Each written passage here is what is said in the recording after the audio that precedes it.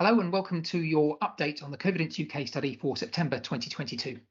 My name's Adrian Martineau and I'm based at Queen Mary, University of London. In today's webinar, I want to tell you about some analyses we've just completed, looking at the question of whether air pollution may affect risk of SARS-CoV-2 infection in COVIDENCE UK participants. So the background to this idea is that exposure to air pollution may have an effect on the immune system in terms of inducing something called oxidative stress, which is a type of inflammation which damages the way that our white blood cells can respond to infections.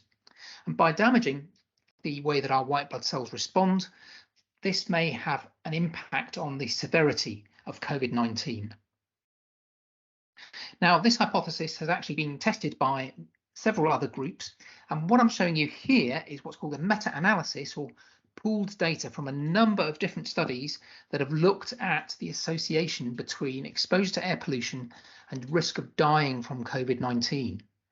And I want to draw your attention just to two bits of this graph, and I'll explain what they mean.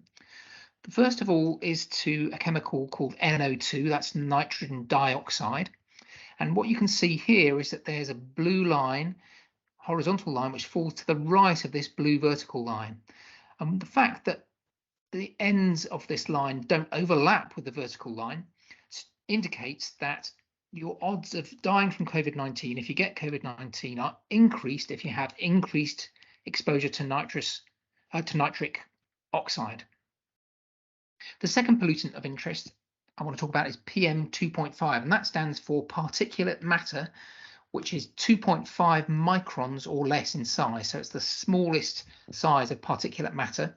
And again, you can see that this line here is to the right of the vertical line, indicating that exposure to this type of pollution is also associated with increased risk of dying from COVID-19. Now, let me tell you a little bit more about these two pollutants. So nitrogen dioxide is a gas. It's a major component, particularly of urban air pollution. And we know that it can cause airway inflammation, and it can also reduce the function of our lungs. And by contrast, PM2.5, or particulate matter 2.5, is particulate. So it's not a gas, it's tiny, tiny particles. And these are the finest type of pollution particles you can find. So there's actually something called PM10. You can see illustrated here on the right of the picture. Here's one of your red blood cells, and here is PM2.5. So you can see that this particulate matter is so small, it's actually smaller than one of our cells. And what that means is that we can breathe it. When we breathe it in, it can go deep into the respiratory tract, and it can even be absorbed into the circulation and go around the body and deposit in various organs in the body.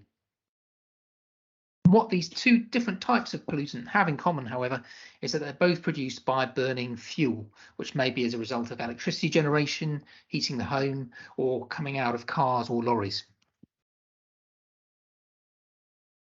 Okay, so the research in the field so far has suggested that exposure to one or other of these pollutants can increase the severity of COVID-19, increased risk of mortality. But the question we want to ask is something slightly different, namely, does exposure to either of these pollutants influence your risk of getting SARS-CoV-2 infection in the first place? Now, this isn't a question which many cohorts can ask, because a lot of them are based on routinely collected data, and the problem with that is that large numbers of people in those data sets may have had infection with the coronavirus but not know it. In fact, they just had asymptomatic infection. So is there any way we can actually detect somebody who's had SARS-CoV-2 infection but doesn't know it? And the answer is yes, because of the richness of the COVIDENCE UK data set. And what I want to highlight in this picture here is this Y-shaped structure, which is an antibody to the spike protein on the surface of the SARS-CoV-2 virus. We know that in individuals who haven't yet had vaccination against SARS-CoV-2, the presence of those antibodies indicates that they had an infection with SARS-CoV-2. And you may remember from the autumn and winter of our first year back in 2020, prior to the rollout of vaccination, which started in December 2020, we did a massive mail out to many of you, and you sent us in the blotting paper containing dried blood spots, which we analysed for antibodies before any vaccination was administered. And what we're able to do now is use that data in the current analysis. So here's what we actually did. Some 11,175 of you gave us samples which we're able to get an antibody result from before you had SARS-CoV-2 vaccination. Of those, around 15%, 15.3% to be exact, had antibodies detected against SARS-CoV-2. In other words, there was evidence that you had SARS-CoV-2 infection, and the remainder, there were no antibodies, around about 85% of you. What we were then able to do is use the information that you gave us, first of all, on your postcode when you signed up, and then when we asked an updated question on your postcode, to link that information to national databases which record how much NO2 and PM2.5 you're likely to be exposed to if you live in a particular postcode. And what we were then able to do is to marry up the information on your estimated pollution exposure with the information from our antibody data saying whether or not you'd had SARS-CoV-2 infection, and to test for an association between the two using a statistical test called logistic regression. And we did this in a crude way, so we just looked at those two variables, and then we did a more sophisticated analysis where we adjusted for all kinds of factors which might interfere with the relationship. And I want to share those results with you now. So first of all, let's look at associations for nitric oxide, NO2, against your risk of having antibodies to SARS-CoV-2 before you're vaccinated. So what I want to show you here is that on the left-hand side of this table, you can see the numbers 1, 2, 3, 4, 5. And we basically lined everybody's concentration of NO2 exposure up in a row. And then we put 4 cut points in that to divide people into 5 equal groups, going from the lowest NO2 exposure up to the highest. And what we then did was we compared the risk of having an antibody to SARS-CoV-2 before you're vaccinated in the higher groups compared to what we're going to call the referent category. That's the baseline, so people with the lowest NO2 exposure. And what you can see is that as you go up the rank of exposures from low to high, you're gradually seeing an increased number in this column, which represents the odds of having SARS-CoV-2 infection. So this represents an 11% increase in odds of antibody, 29% increase if you're there in the middle, 31% increase if you're in the 4th quintile, and then a 34% increase if you're in the group with the highest NO2 exposure. And this is the crude association. Now, of course, that might be explained by factors other than pollution because we're not adjusting for anything else. So what happens when we use the incredibly rich data set that you've shared with us by completing all those questionnaires? We've got here 18 different factors that we've previously shown to be associated with your risk of SARS-CoV-2 infection. And because the data set's so big, our statisticians are able to plug each of those factors into the model and then look at the effect of this pollutant on its own after adjustment for all of these factors. So what we can say here is that these effect estimates are robust to what we call potential confounding by outside factors.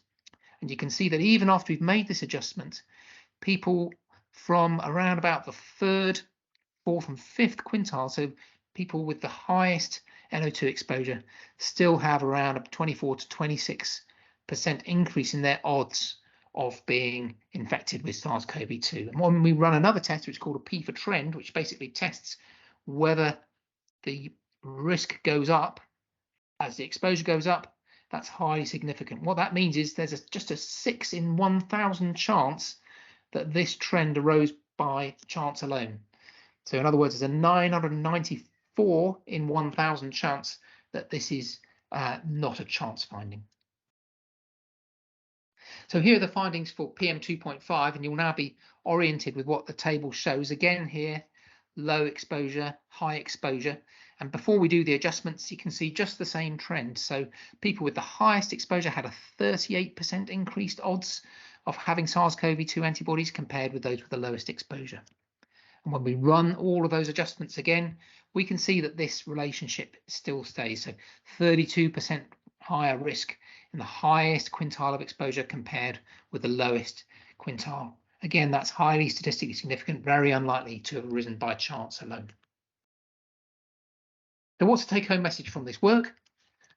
What we've shown in a rigorous way is that exposure both to the gas pollution, NO2, and the very fine particles, PM2.5, are associated with increased risk of having antibodies to SARS-CoV-2 in the pre-vaccination era. Now, obviously, this is an association. We can't prove a cause and effect relationship, but there are a couple of things that be consistent with a cause and effect relationship. One is that the association persists after we do multiple adjustments. So that means that we can be reasonably confident that it's not due to what we call confounding, which is one of the reasons where you can see associations that aren't causal. And then what we've also shown is a dose-response relationship. In other words, there's a trend as you go up from low to high pollution exposure, there's a trend towards increasing risk of having antibodies against SARS-CoV-2. So to conclude then, our findings add to the large and growing body of evidence pointing to significant impacts of air pollution on human health. So thanks very much for listening. Thank you to all of you who contributed all the data through the questionnaires and to the antibody test. You can see that that information is continuing to yield important insights into the biology of SARS-CoV-2 infection. Thank you too to Bart's charity who funded this work, and also in particular to Hajar Hajmo Hamadi and Mohammed Talay, who led on the nuts and bolts of the statistical analysis with guidance from Chris Griffiths, Saif Shaheen, Ian Mudway and Aziz Sheikh. So that's all for this month, and I look forward to catching up with you again in October. Goodbye.